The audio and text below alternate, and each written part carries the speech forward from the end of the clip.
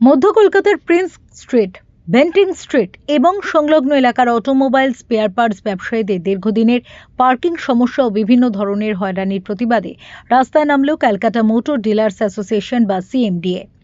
শুক্রবার বিকেলে সংগঠনের উদ্যোগে আয়োজিত হয় একটি মৌন মিছিল। বেন্টিং স্ট্রিটের সামনে থেকে শুরু হওয়া এই মিছিলে অংশ নেন বহু ব্যবসায়ী। তাদের অভিযোগ, তীব্র পার্কিং সংকটের কারণে ব্যবসা বাণিজ্য মারাত্মকভাবে ক্ষতিগ্রস্ত হচ্ছে। পাশাপাশি নানা মহল থেকে ক্রমাগত হেনস্থারও শিকার হচ্ছেন ব্যবসায়ীরা।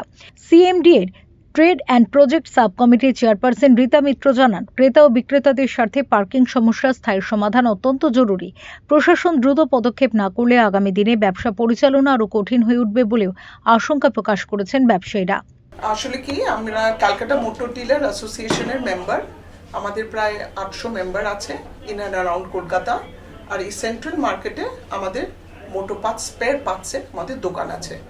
এটা এসেনশিয়ালি একটা ভেরি ইম্পর্টেন্ট একটা স্পেয়ার পার্টস, মোটর পার্টস। কেন?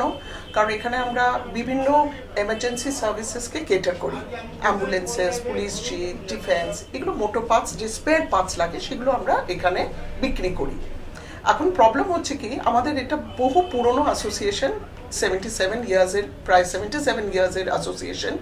তো আমাদের দোকানগুলো প্রায় ওর থেকেও পুরনো। আমরা একটা পার্টিকুলার ওয়েতে গাড়িগুলো রাখতাম, আমাদের কোনো প্রবলেম হতো না, ইজি প্যাসেজ থাকতো এবং যারা পাসাবাইজ ছিল তারাও পাস করতো। কিন্তু এখন এই দু সপ্তাহ ধরে আমরা একটা ইনফরমেশন পেলাম যে গাড়ি এই পজিশনে আর রাখা যাবে না, এই পজিশনে রাখতে হবে। এবং সেই পজিশনে রাখার ফলে আমাদের প্রচণ্ড প্রবলেম হচ্ছে। আমরা গাড়ি মানে 8:30 9টার সময়ও দোকান খোলা, যেটা কিনা শপ এস্টাবলিশমেন্ট অ্যাক্টে 10:30টায় দোকান খোলা, সেইটার টাইমেও আমরা এসে দেখছি গাড়ির স্লট তো নেই। এমনকি 9:30 10টার সময় এসে আমরা গাড়ি পার্কিং পাই না। আর তাছাড়া আমরা প্রত্যেকেই এখানে প্রায় সিনিয়র সিটিজেন্স হয়ে গেছি। অনেকেই আছে যারা 80 বছর 90 বছরেরও দোকানদার আছে। তো তারা রোজই আসছে, খুব প্রবলেম হচ্ছে। গাড়ি এইভাবে রাখার ফলে কোনোভাবেই আমরা গাড়ি স্লট পাচ্ছি না পার্কিংয়ের। আর এছাড়াও আমরা পাইনিয়ার কোঅপারেটিভ যে আছে ওদের সাথে আমাদের এই প্রিন্সেপ স্ট্রিট নিয়ে, ধরুন একটা এক্সাম্পল দিলাম, 20টা গাড়ি পার্কিংয়ের স্লট ছিল, কিন্তু আমরা 9টা 9:30টায় এসে দেখছি সব পার্কিং ভর্তি। যেহেতু ওটা এমন একটা পজিশন চেঞ্জ হয়েছে, কিন্তু আমরা বিভিন্ন ডিপার্টমেন্টকে চিঠি লিখেছি, জানিয়েছি যে আপনাদের যদি কিছু গাইডলাইন্স থাকে এই ব্যাপারে তাহলে আমাদের জানান, তাহলে আমরাও তাদেরকে অ্যাপ্রোচ করব, আমাদের জায়গাটা বোঝাবো যে কোথায় অসুবিধাটা হচ্ছে। তো সেখান থেকে আমরা খুব একটা ভালো রেসপন্স পাইনি। সেই জন্য আজকে আমরা আমাদের মেম্বারদের নিয়ে একটা ছোট্ট স্ট্রিট কর্নার মিটিং করলাম, যে যে জায়গায় পৌঁছানো মেসেজটা যদি সেই জায়গায় পৌঁছায়, আমরা আই এম শিওর যে আমরা এর থেকে রিলিফ পাবো। আগে আমাদের 20টা ছিল, এখন 4টে কি 5টা। বাকি কার পার্কিং এর স্লটটা হচ্ছে এখানে একটা গভর্নমেন্ট অফিস আছে, তাদের 4টে অলরেডি প্রথম থেকেই ছিল। সিএসসির গাড়ি তারা এখানে এসে রাখছে, কমার্শিয়াল ভেহিকল তারা এখানে রাখছে। প্লাস 9:30টায় এসে যদি আপনি এই প্রিন্সেপ স্ট্রিট একটা এক্সাম্পল দিচ্ছি, যদি আপনি প্রিন্সেপ স্ট্রিটেই দেখেন, আপনি দেখবেন 9:30টাতে সব ফুল হয়ে যাচ্ছে। তাহলে এটা তো আমাদের ফাইন্ড করার আর জায়গায় নেই।